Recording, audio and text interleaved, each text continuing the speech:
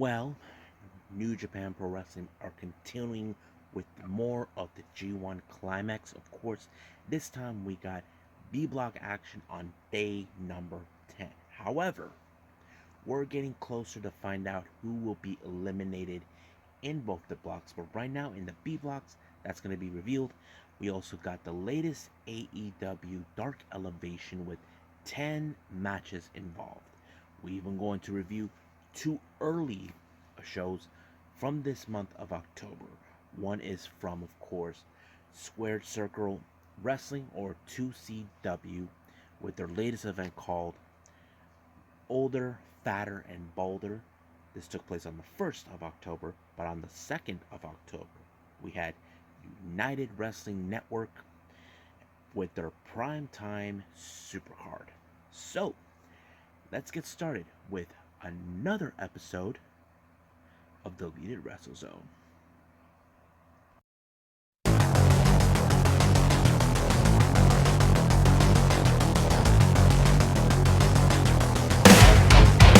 Are you ready? Get up, get up! Get up, get up! Get up, get up! Get up, get up! Get up, get up! Get up, get up!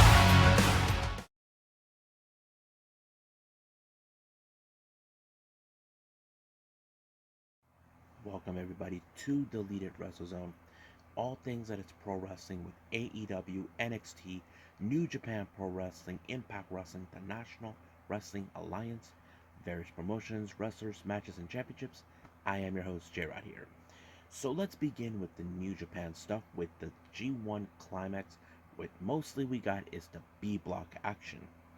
The first match is Chase Owens taking on, of course, Hiroshi Tanahashi. This match was incredible. However, it ended with an upset. Chase Owens did not need to cheat on this match. He received a biggest upset. He pinned Hiroshi Tanahashi. This is one of the most major things that happened. However, there is an implication to this. As you know, Hiroshi Tanahashi is the current IWGP United States Heavyweight Champion. So that means Chase Owens could pursue this title. This is something that many probably would consider, but we'll just see what Chase will do. Now our next match is a Bullet Club showdown. We have one half of the GOD, Tama Tonga, taking on the leader of House of Torture and within Bullet Club, Evil. Now, I mentioned this before. The Tama and Evil seems like they got a deal.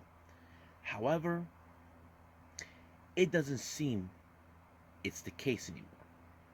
Everything was going right. As you know, Evil has the spoiler Dick Togo by his side. And of course, Tama has, what's his name? Master Heater Yado. However, out of the nowhere, the lights turned off and didn't make no sense, and it turned out to be Sho who was behind this. Dick Togo was in the ring, so basically he took the victory. Evil won this one, but Tama is started to consider, what if he cannot be trusted? As you know, I mentioned this before. Evil has been making plays behind Jay White's back. Jay believes he's still in charge. However, there is more implications. I mentioned, could the House of Torture leave Bullet Club? I don't know. We'll just wait and see. I'll make that on the discussion when that day is coming.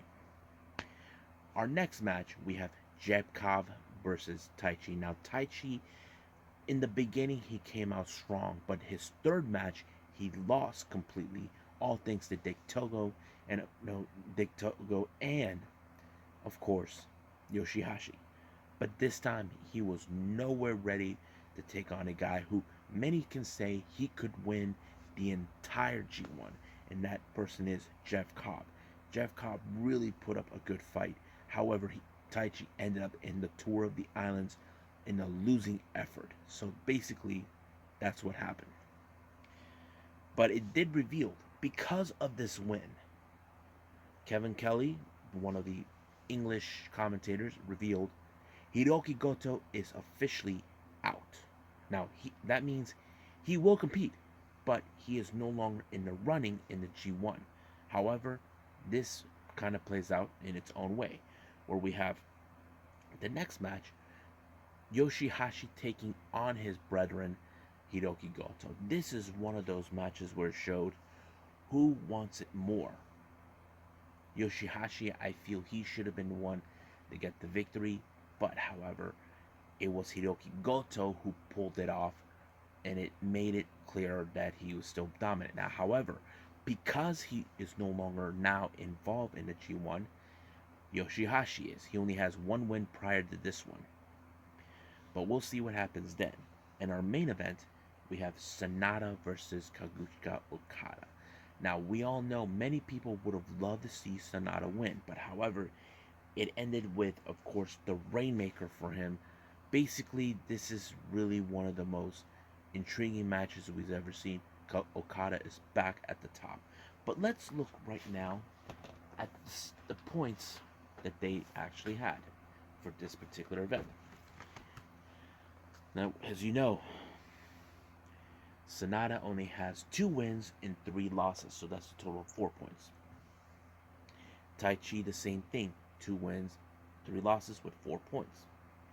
Yoshihashi, 1 win, 4 losses with 2 points.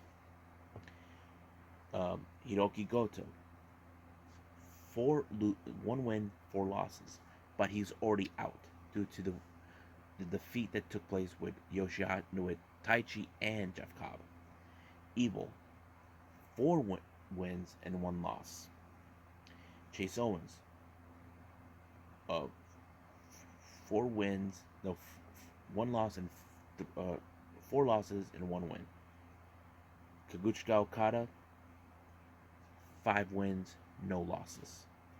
Hiroshi Tanahashi, 3 wins, 2 losses, and then there's Tama Tonga, 1 win, 4 losses. So basically, it's now becoming clear we're getting closer who's going to be eliminated, who will stay on in the upcoming for the G1. I'm very excited for this.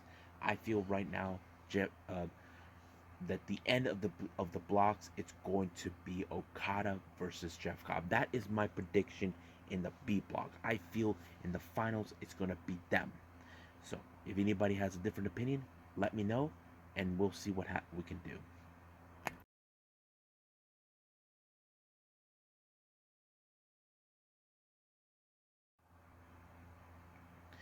Okay, so AEW Dark Elevation had only 11 stack matches. I say some of these matches were incredible. I think I enjoyed every last one of them.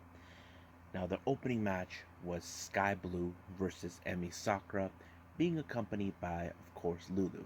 Now, if you guys have noticed, Eddie Kingston is now a huge Lulu fan. Now, those who ask why is that important, Lulu is a very unique individual. She got her moment to shine in this match. When, of course, when Emi Sakura threw out Sky Blue out on the ringside, Lulu tried to take her out. Now, that's how she'll do anything what Emi Sakura asked her to do. I think many people say, is she ever going to have a match? Only time will tell. But, however, it was Emi Sakura who pulled off the Queen's Gambit and ending the match in her favor. Our next match, we have, of course, Daniel Garcia along with 2.0 Matt Lee, Jeff Parker taking on the one-man thrill ride, Justin Corino. I don't know if he's related to Kobe or Steve Corino, and Shane Stenson. I don't know who that guy is, but the match was more aggressive coming from Garcia and 2.0. It's kind of like it tells us a different story now. These guys are becoming dominant, not only the fact that they're being well recognized as one of the most interesting heel groups we could enjoy and watch. This is something probably was missing. I mean, I feel right now Daniel Garcia and 2.0 should call themselves a faction. Like 2.0 can be as a tag team, but what do you call the three? I would like to see that. Tony Khan, make it happen. Have some ideas for that. Our next match, we have the Pinnacle, Wardlow and Sean Spears, along with Tully Blanchard, taking on Marco Stunt and Fuego del Sol. Yes, this was a very interesting match. Now, Wardlow was not intrigued that he has to deal with a midget like Marco Stunt. Now, Marco Stunt could be a short, but don't let the size fool you, people, because he has a heart of hope and he has more balls than everyone else. But however, that did not work. Wardlow and Sean Spears won the match. Our next match, we have Lance Archer along with Jake Roberts taking on another huge dude named Louis Bruno. That match was so nuts. The guy was taller than Lance, but he was able to put him in the blackout, and everybody dies. I'm like, wow, that's impressive. Now our next match, we have Abaddon versus Devani. I don't know how to pronounce it right, but hopefully I did it right. Well, in the beginning, when Abaddon comes out, Eddie Kingston was being scared and telling Giovanni to switch places. That was funny. But you all know that with Abaddon, she has unorthodox methods to win. That's exactly what makes her popular, knowing that she can do things that it's unorthodox, and that's how it helps her to win. Our next match, we have tag team action. Santana Ortiz taking on Kodama and Obarion, I think, hopefully. But it was a very interesting match because both teams had their face paint, but it was Santana and Ortiz that picked up the victory. I was like, wow, pretty good. Next match, we have Chris Statlander with Chuck Taylor and Wheeler Yuta taking on Becca. Excuse me. But in this match, it ended in Chris Statlander when she put her in the Big Bang Theory, and of course, you gotta give the people what they want. Next match, we got The Acclaim taking on Cheech and Colin Dillon. Now, Cheech attacked him earlier, but I don't think that was wise on his part. He still lost in this match, all thanks to, of course, Anthony Bowens. Next match, we have FTR along with Tully Blanchard taking on Elijah Dean and Zach Lindstrom. I have to say it was a very quick match. They didn't need to take off the jackets, but it was really quick. Now our next match, our main event, we have Sunny Kiss taking on VKM. This was a very interesting match. However, it ended with Sunny Kiss winning, but out of nowhere, Kayla Rossi shows up trying to get into his head, but somehow Sunny discovered that Joey Janela was up to his old tricks again. He averted it, but this is not the end between those two. So I'm excited to see what's going to happen, but right now, let's keep moving forward with the next review.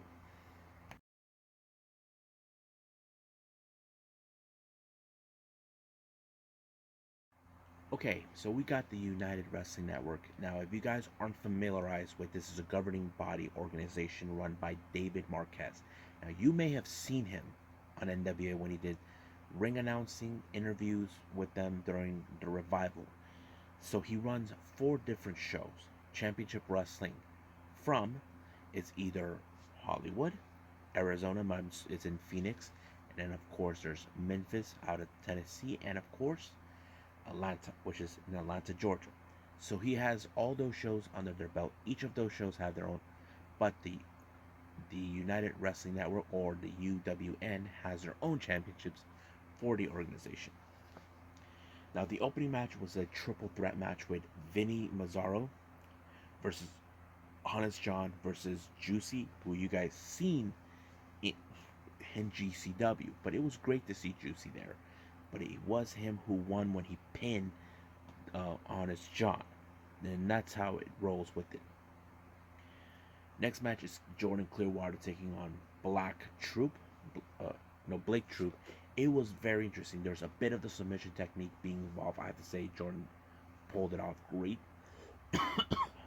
But however, it was Black Troop that pulled off the victory.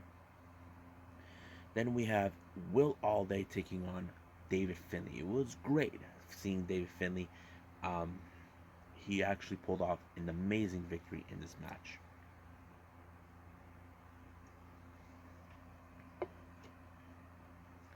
Now, our next match, we have, of course, Russ Taylor with, what's his name? Daniel Garcia and Kevin Martinson taking on the LA Dojo Young Lions. Of course, we have Alex Coughlin, Clark Connors, and Carl Fredericks. It was one hell of a match. I think it was one of the best ones I've seen because you look at Alex Coughlin, who is the current team captain with the Young Lions, but you have the most recent graduates like Carl Fredericks and Clark Connors. It fits perfectly. It went very well under their favor, winning the match. Now our next match is a women's match. We have Ruby Race taking on Viva Van. This match went out of nuts, but however, it ended with a count out and allowing for Ruby Race to win. Now, this is not how she wanted this match to happen, but I'm assuming there will be a rematch down the line. Now, our next match is for the Defy Tag Team titles. Now, Defy is a promotion based out of Seattle. Now, I have seen their network great matches they have pulled off. Even John Moxley just made his recent appearance. We have PP Ray, Peter Avalon, and Pete Rosa reunited, taking on Midnight Heat, Eddie Pearl, and Ricky Gibson. They are the current champions.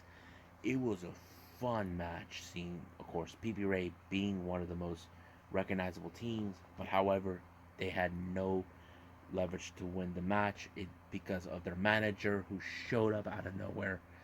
Cool guy, guy cool, I think that's what he calls himself. But yeah, I don't know. It was crazy. Now our main event is for the vacancy of the United Wrestling Network World Title Tournament match finals. We have Chris Dickinson versus Mike Bennett. Awesome match. I have to say it was pretty good.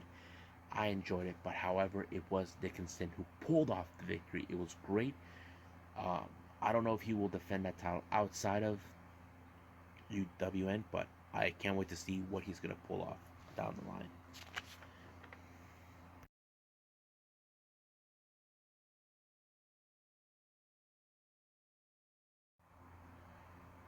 Alright, so the last thing I'm going to review, this is from Square Circle Wrestling, or 2CW. This is from one of their reunion shows called Older, Fatter, and Balder, and this took place on the 1st of October. The opening match, we have Ted Goods taking on Warhorse Alice. It was a very interesting match. Ted Goods is one of the veterans from this promotion. It did play out pretty well, I have to say. It was him who pulled an upset against Wardlow, and it was very interesting. We have a three-way match. We have Dalton Castle versus Daniel Garcia versus Colin Donnelly. Now, Dalton Castle seems like he had the advantage because he had the boys on his corner, and that's exactly what happened. I don't think Daniel Garcia or Colin Delaney expected it, but it did happen.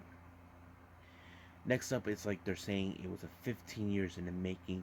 We have Slick Wanger Brown taking on Too Cold Scorpio. It was an interesting match. These guys have been at each other's faces before, but this time it was Slick Wagger Brown who actually pulled off a really good victory. Next up, we have Nick Sullivan versus Brute Vransky. Now, Brute murderized Nick Sullivan completely. I was like, wow. And of course, it was very impressive, I have to say. Next up, we have is Jay Freddy taking on Moose. And I would have assumed Moose was going to win because he's been there before this promotion, but nope. It was what's his name? It was Jay Freddy who pulled it off.